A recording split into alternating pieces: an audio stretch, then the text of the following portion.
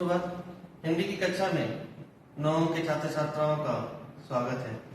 पिछले दिन हम लोगों ने पढ़ा था कि किस प्रकार रचनाकार यहाँ पर अर्थात जाकिर हुसैन जी सालिम अली और उस समय के जो हमारे प्रधानमंत्री थे चौधरी चरण सिंह के व्यक्तित्व के बारे में या उनके द्वारा किए गए कार्यों के बारे में बताते हैं और साथ ही साथ कहते हैं कि धीरे धीरे वो ये नहीं कहते हैं कि ऐसे मनुष्य समाज में नहीं है।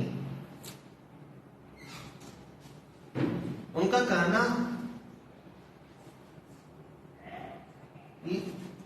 कहीं ना कहीं तक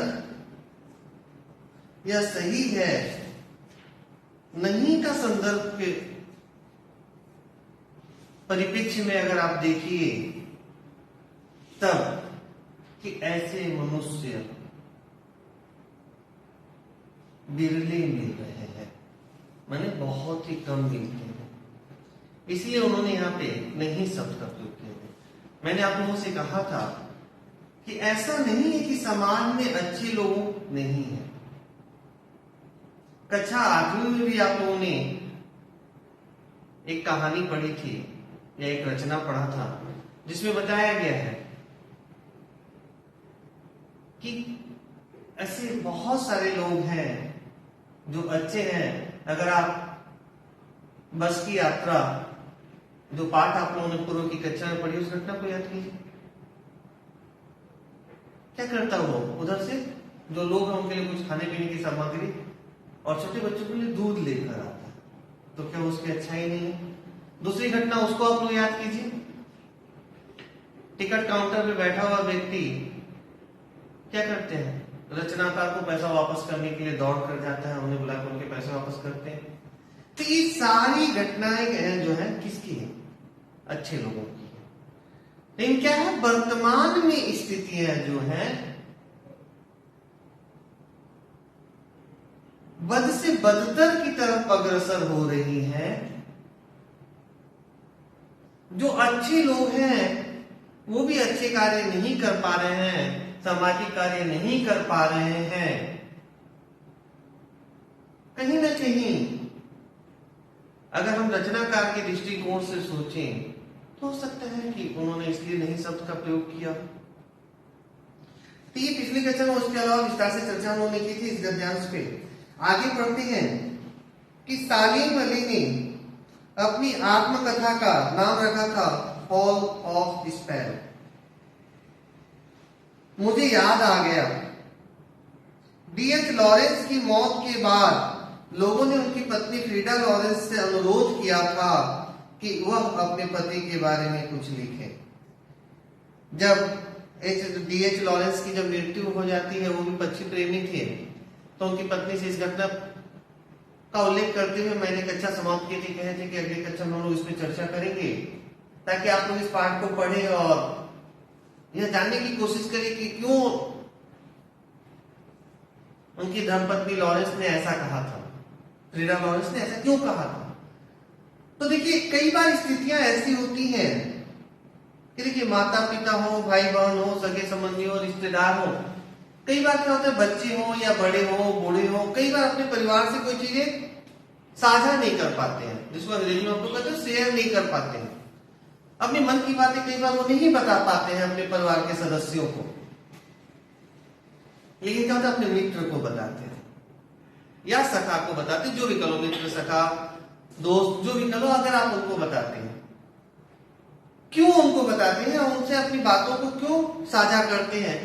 कारण यही है क्योंकि उन्हें लगता है कि उनके पास इसका हो सकता है कोई सटीक जवाब मिल जाए, या जिस बातों को मैं उनसे साझा कर रहा हूं, उनको बता रहा हूं, वो बातें उनके पास गोपनीय तरीके से रह सकती हैं या गुप्त रह सकती हैं।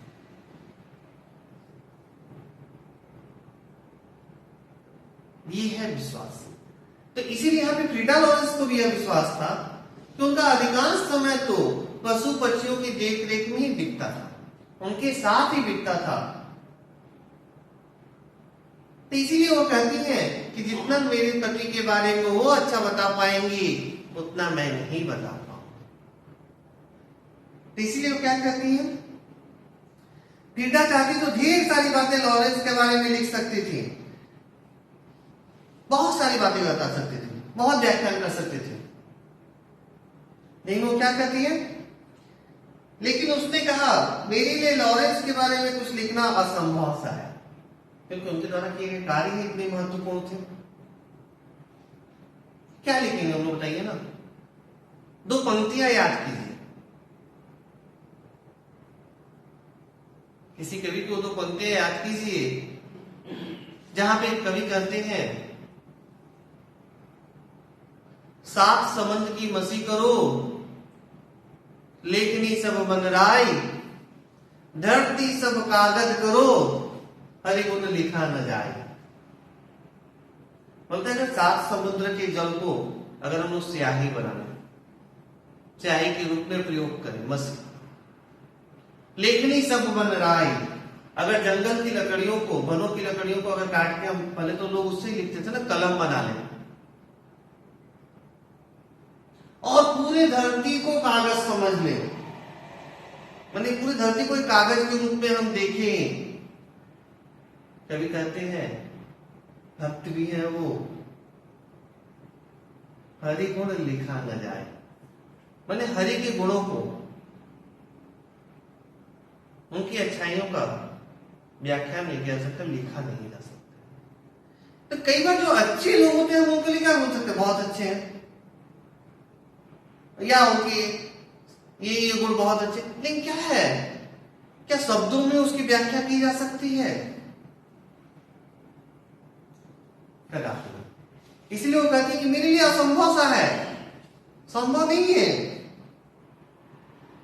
मुझे महसूस होता है मेरी छत पर बैठने वाली गौरैया, जो गौरैया चिड़िया है, छोटी जो चिड़िया होती है, गौरैया चिड़िया जो है लॉरेंस के बारे में ढेर सारी बातें जानती है। यानी गौरैया जो है चिड़िया, जिसे हम कहते हैं पक्षी हो भी, वो लॉरेंस के बारे में ढेर सारी बातें जानती है, यानी मुझसे कहीं ज्यादा जानती है, क्योंकि उनका अधिकांश समय उनके साथ बीतता था, मुझसे भी ज्यादा जानती है। वो सचमुच इतना खुला खुला और सारा दिल आदमी था, मुमकिन है, मैंने संभव है लॉरेंस मेरी रगों में, मेरी हड्डियों में समाया हो। मैंने उनकी तो जीवन संगिनी थी, सपथगामिनी थी, साथ चलने वाली थी, लेकिन मेरे लिए कितना कठिन है उसके बारे में अपने अनुभवों को शब्दों का जामा पहनाना, मैंने शब्दों के माध्यम से उनके द्वारा किए गए कार्य या उनके गुणों का व्याख्यान करना, उसके बारे में बात करना। मुझे यकीन है मेरी छत पर बैठी गौरैया, उसके बारे में, यानी यहाँ पे एच.डी. लॉरेंस की बात हो रही है, और हम दोनों के ही बारे में मुझसे ज्यादा जानकारी रखती है, मैंने मुझसे ज्यादा जानकारी है उन गौरैयों के पास। तो ये आज हम लोगों ने एक घटना पढ़ा, इस गद्यांश में ये पढ़ा कि किस प्रकार फ्रीडा लॉरेंस बताती हैं, या यह बताना चाहती हैं कि जिनके साथ हमारा अधिकांश समय बीतता है, भले ही उनसे हमारा खून का संबंध हो या न हो, रिश्ता हो या न हो, वो हमारी ही तरह हो या न हो, लेकिन जब हम उनके साथ अधिकांश समय अपना बिताते हैं तो क्या होता है, कहीं ना कहीं एक उनके साथ आत्मसात हो जाता है, एक घनिष्ठता हो जाती है, अपनापन हो जाता है, और हम एक दूसरे की भावनाओं को बहुत अच्छी तरह से समझ सकते हैं। तो आज की कक्षा यहीं तक, अगली कक्षा में हम लोग अगले गद्यांश पर चर्चा करेंगे। धन्यवाद।